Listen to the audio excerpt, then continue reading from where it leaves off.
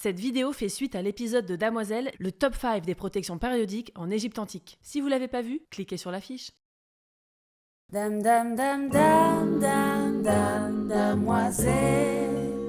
Salut, je m'appelle Julien, je suis consultant en histoire pour la série Damoiselle. Aujourd'hui, on va en apprendre un peu plus sur les conditions de vie de la femme en Égypte antique, en regardant ensemble l'épisode d'Ancet Mektouès, c'est la Damoiselle sponsorisée. En plus, en ce moment, je vous fais 20% de réduction avec le code ANCEMEKTOUES. Je vais vous montrer absolument toutes les techniques pour éviter que nos menstrues tachent nos beaux habits et nous gâchent la vie. D'abord, il faut savoir que toutes les méthodes montrées dans l'épisode sont vraies, même si l'interprétation est laissée libre. L'Égypte, c'est l'endroit où on a retrouvé certaines des premières protections périodiques. D'une manière générale, c'est un peuple assez enthousiaste sur l'hygiène et la médecine. Pommades, médicaments, inhalation, suppositoires, fumigation, soins dentaires, contraception. On était vraiment ravis de traiter tous les recoins du corps.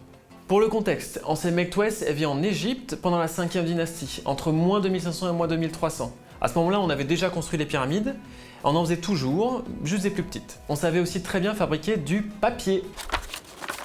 Le papyrus. Et ça, c'est important parce que ça permet d'avoir une chose merveilleuse, l'administration. Et je sais, ça fait rêver personne. Mais grâce à ça, on pouvait gérer à distance un royaume hyper vaste. Là, en l'occurrence, il était divisé entre la Haute-Égypte au sud et la Basse-Égypte au nord. C'est pas logique quand on regarde une carte, mais faites-moi confiance. Grosse journée aujourd'hui, j'ai dû soigner un agriculteur qui s'est fait mordre par un cobra royal. Ah, important, on n'a pas attendu Dr Queen pour avoir une femme médecin. Il ne nous reste pas beaucoup d'infos sur l'éducation des enfants en Égypte à ce moment-là. Et comme souvent, elle concerne surtout les garçons de l'élite.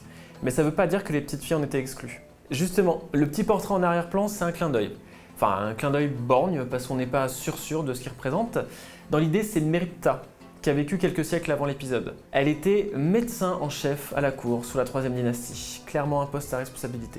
C'est aussi en théorie la première femme nommée dans l'histoire des sciences, même si maintenant il y a des débats autour de son existence, réelle ou non. En tout cas, c'est pas la seule dont on ait la trace, on pourrait aussi parler de Pesséchet, une autre femme médecin. Et pour ce petit pourcentage de noms de femmes qui sont parvenus jusqu'à nous, on peut en supposer beaucoup d'autres qui se sont perdus. On voit qu'Ancet Mektouès, elle est maquillée.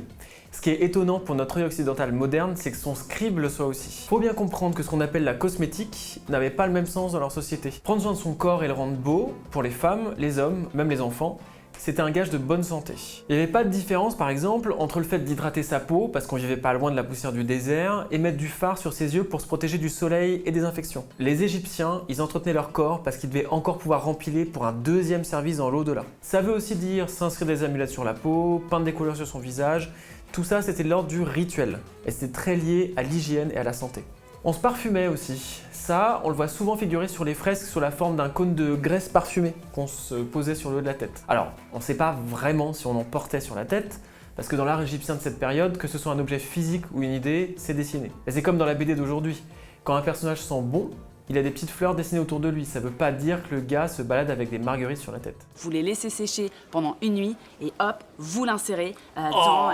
Purée de crocodile sacré, t'es un gamin ou quoi? Bon, il prend un air dégoûté, mais ça devrait pas le choquer tant que ça. Déjà parce que ça va, il est grand en fait. Mais aussi parce que dans l'Égypte antique, c'était ni l'endroit ni le moment où il y avait le plus de tabous autour des règles. Il y avait certes une notion d'impureté temporaire. Par exemple, les femmes, elles pouvaient être éloignées des lieux sacrés pendant leur menstruation. Mais comme j'ai déjà dit, c'était une société très portée sur les soins du corps. Donc on pouvait récupérer le sang menstruel pour préparer des médicaments ou des pommades qu'on étalait sur la poitrine, par exemple, pour qu'elle reste ferme et joyeuse. Et ouais, zéro déchet.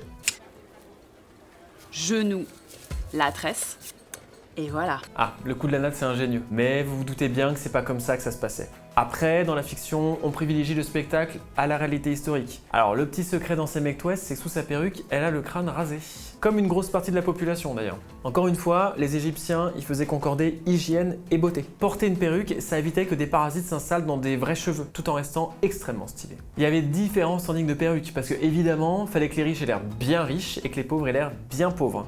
Et ça, c'est valable à toutes les époques. Donc, l'aristocratie portait plutôt des perruques en cheveux naturels. Ils étaient tressés, parfumés, décorés avec de l'or, des pierres précieuses, des perles, bref, tout ce qui claque. Après, pour les paysans, c'était moins confort. On pouvait se faire des perruques avec de la laine, ce qui est vraiment le top quand il fait 40 degrés. Mais heureusement, il y avait des versions en fibre végétale.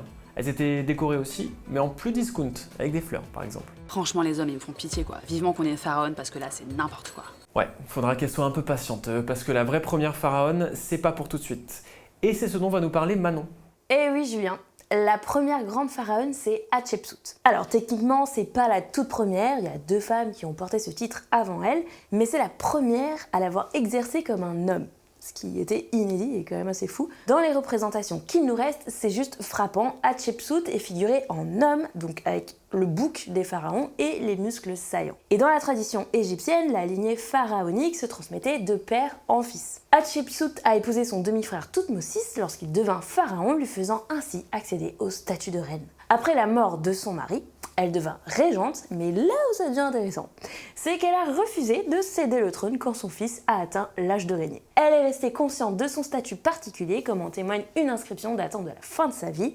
Mon cœur tourne dans un sens et dans l'autre, alors que je pense à ce que les gens diront, ceux qui verront mes monuments dans les années à venir et qui parleront de ce que j'ai fait. On peut dire qu'elle a vu juste. Merci Manon. Si vous avez été occupé à changer de tampon pendant la vidéo, voici les 3 points qu'il faut retenir sur l'Égypte antique. 1. C'est une période très longue. Chronologiquement, Cléopâtre elle est plus proche du micro-ondes que des pyramides. 2. Le maquillage. Il y en avait autant sur les femmes que sur les hommes. 3. Beauté et santé, même combat. Quand on décore, on protège. L'histoire c'est pas une ligne droite, ça ressemble plutôt à un mouvement de balancier. Ensemektouès elle a vécu il y a longtemps, mais on voit que son quotidien résonne encore avec le nôtre. En tout cas, on peut lui dire merci. Parce que grâce à elle, on a pu inventer le mot Feloukissimo. Et ça fait toujours plaisir. Envoi sécurisé dans toute l'Égypte pharaonique en Feloukissimo. Merci de m'avoir écouté.